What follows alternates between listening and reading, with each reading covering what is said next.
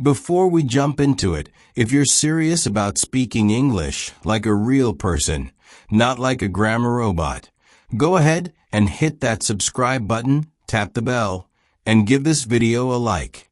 It really helps our channel reach more learners just like you. And we've got new lessons every single day.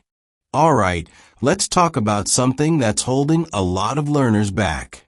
You've probably been told grammar is everything. You've been told to memorize rules, think about tenses, be careful with prepositions, and use the right articles. And yes, grammar is important. But if you focus too much on it while you're speaking, you'll sound like a robot. You've heard it before. Someone says, "Yesterday, I go to the store, and I bought apples." And then they stop. They freeze. Why? Because their brain is stuck in grammar mode. They're trying so hard to be correct, they forget how to be natural. Speaking is not about being perfect. It's about being real. Now, let's get one thing clear. Grammar helps. It gives structure. But when you're talking, grammar should sit in the back seat, not the front. The goal is connection, not perfection. If someone says, "I go store yesterday," we understand. The message is clear. And honestly, that's what matters the most. Here's a little story. Imagine a boy named Leo. Leo studies English every day. He knows all the rules. He can tell you the difference between present perfect and past perfect. But when someone asks him a question in English, he freezes. His brain starts calculating.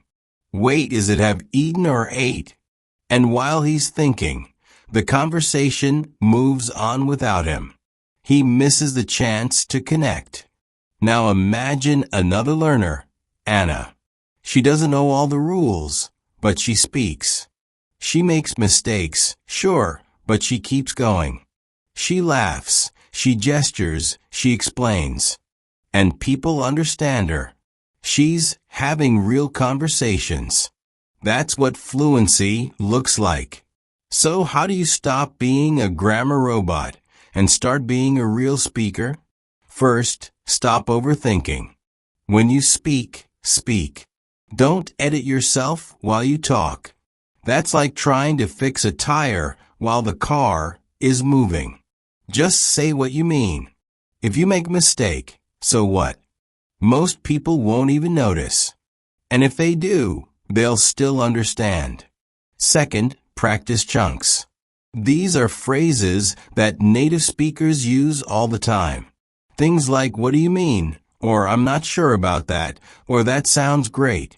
These little phrases are like building blocks. You don't need to build a sentence from scratch every time. Just grab a chunk and go. The more chunks you know, the more natural you sound. Third, focus on rhythm and tone. Real English has music. The ups and downs, the stress and speed, that's what makes it sound alive. You can say a perfect sentence with perfect grammar, but if your tone is flat, it won't feel natural. So listen to how people talk. Copy their rhythm. Copy their feeling. That's where the magic is. Let me give you an example. Think about the phrase, "I don't know." If you say it like a robot, "I do not know," it sounds weird. But if you say it like a native speaker, "I don't know," now it sounds real. That's not grammar. That's rhythm. That's flow. Another thing that helps is storytelling. When you tell a story, you stop thinking about grammar and start thinking about meaning. You focus on what happened, who said what you felt. Stories let you use language in a real way. So tell a story about your weekend. Tell a story about your friend. Tell a story about a mistake you made. Every time you do, you train yourself to speak more naturally. Now, let's talk about confidence. The truth is, Confidence beats grammar every time. If you say something with confidence, people listen, even if it's not perfect. But if you speak with doubt, people struggle to understand, even if the grammar is right. So practice confidence. Stand tall. Speak loud enough.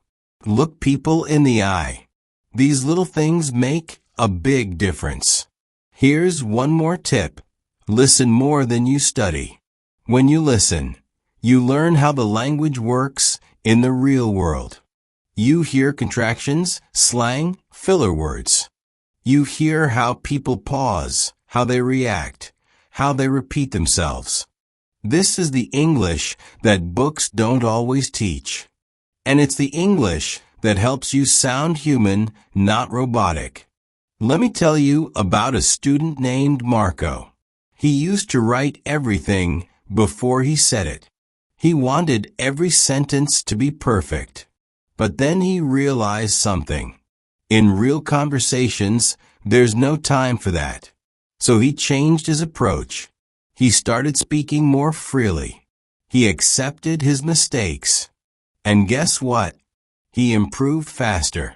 Not because he stopped caring, but because he started living the language.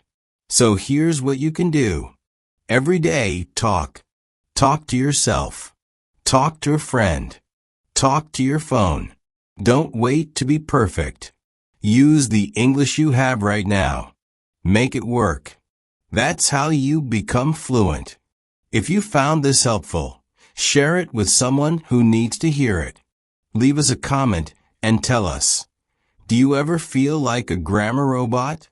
What's one thing you're going to try today to speak more naturally? And remember, we post videos every day to help you on your English journey.